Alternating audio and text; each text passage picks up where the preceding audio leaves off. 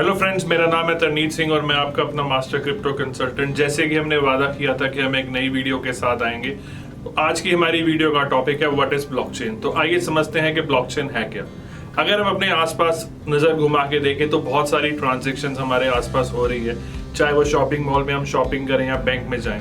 तो आप सबको पता है ये ट्रांजैक्शन कहीं ना कहीं किसी डेटाबेस पे स्टोर्ड है, और ये सारी इंफॉर्मेशन जो ये डेटा स्टोर्ड है ये बिल्कुल रिलायबल नहीं है, क्योंकि इसको कोई भी एक्सेस नहीं कर सकता, और जो इस डेटा का एडमिन है वो इसको कभी भी चेंज कर सकता है।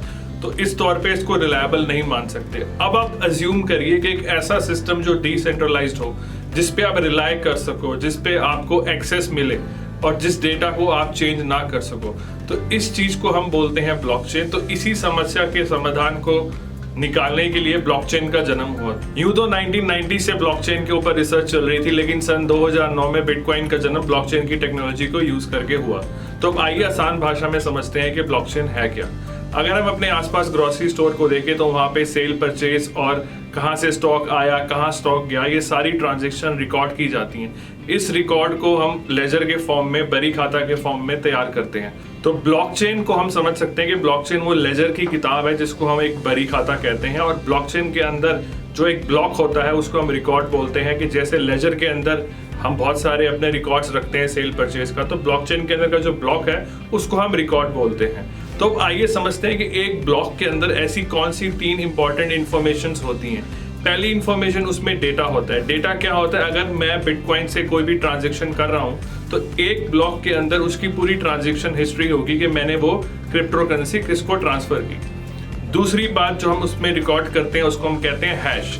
हैश क्या होता है? हैश को आप ऐसे समझिए कि आपका वो एक फिंगरप्रिंट होता है। जब आप आधार की वेरिफिकेशन कराते हो, जब अपना बायोमेट्रिक्स देते हो, तब आधार आपको एक यूनिक आईडी नंबर देता है। तो हैश भी वही उस तरीके का यूनिक आईडी नंबर है जो आपको मिलता है हर एक ब्लॉक के अंदर एक ट्रांजेक्शन नंबर फॉर्म में। और तीसरी अगर हम बात करें तो उसको हम बोलते हैं प्रीवियस हैश।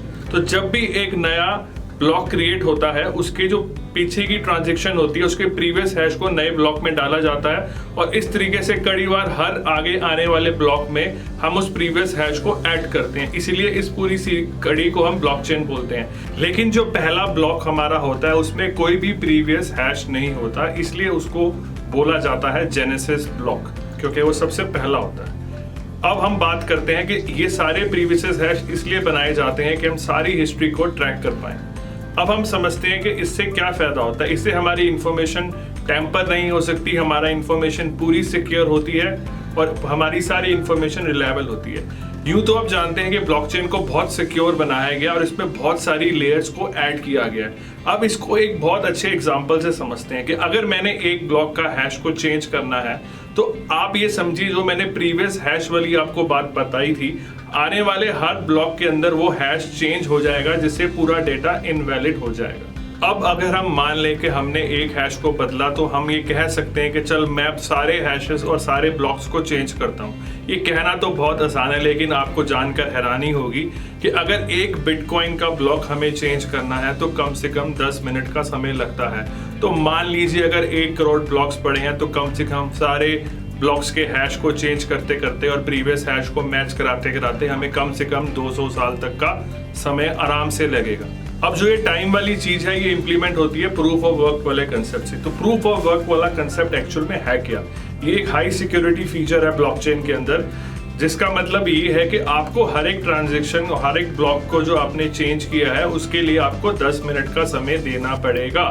तो ये बहुत इंपॉर्टेंट सिक्योरिटी फीचर है कि आपको प्रूफ ऑफ वर्क दिखाना पड़ेगा कि आपने एक ब्लॉक या काम खत्म करने के लिए 10 मिनट का समय लगाया है। अब बात करते हैं दूसरे इंपॉर्टेंट फीचर की, जिसको हम कहते हैं कंसेंसस रूल।